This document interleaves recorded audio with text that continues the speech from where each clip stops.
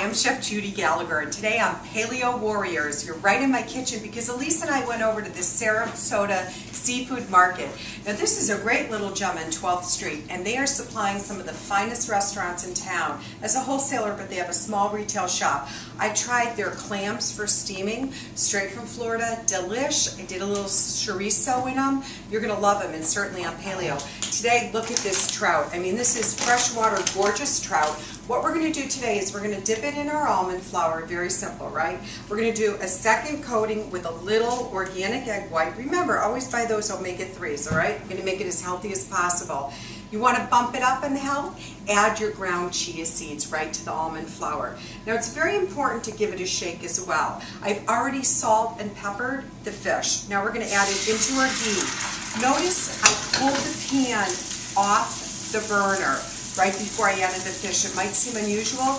I'm watching for that smoke point. In ghee it's going to brown, so we even added a teeny touch of olive oil. We don't mind the brown butter in this at all because that's what we're going for, right? That brown butter effect. Now I'm going to throw something into the wild, and even Elise, who's doing the videotaping, doesn't know this. Instead of sweet plantains, which I do like, but that's a lot of carbs and a lot of raw sugar in there, I'm taking banana, and the banana's going to go right into the ghee. So you see where I'm going with this? It's going to almost caramelize down. And we also have some chopped pecans. Now, the chopped pecans can go right on the fish, or if you want, you can saute it on the side. And that's what I'm going to do. All in one pan. This is one-stop shopping. So, we have our chopped, remember you're going for those raw nuts, okay? You don't want anything that has salt on them. We're not going to add that extra salt. Let's give that a moment or two. We're going to start to bring the heat up now. Now we're seeing a consistent cooking process here. We're going to bring that heat up. In a little while, I'm going to turn the fish over and finish the process by putting it in the oven. When you're cooking fish, people always say to me, how do you get it to be like a restaurant? I always overcook fish.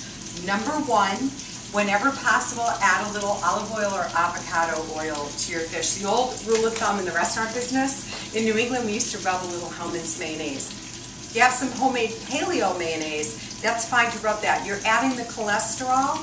Think about, we used to put cholesterol in our hair as kids. We do that egg treatment to make it look shiny. Well, it's that richness in the cholesterol that's also going to seal in the juices of fish. So the biggest problem I find with people that are cooking fish, they're afraid to eat it at the right state, so they're overcooking it. So what you want to do is you just want to get it brown, and then you're going to take your spatula, and then, whoop, tail just came off, and that's great. Now, since I'm using almond flour, it's not going to get the same consistency. In fact, Elise mentioned, hey, we've got to be careful with that almond flour. For lack of a better word, it does get a little gummy, okay? So we've moved the bananas around. Now here's what we're going to do. We're going to take those bananas and the pecans, and we're going to tap it on this gorgeous fresh trout. I'm telling you, I cannot wait for lunch today. This is going to be so good. If you need to brush it with a little more ghee, that's fine. A little goes a long way. Then it goes into the oven for about 3 to 4 minutes. Now I tell everybody, cook your fish with the skin on. Why take that sealant off of it? It's like a fat cap on a roast, okay? So cook it on. Now let me grab a towel here. And about anywhere from 3 to 4 minutes. It really depends on the thickness of the fish, but trout is innately thin, so you're just getting that blast of heat. And look at that. You have a paleo pan-seared trout. Simple as can be.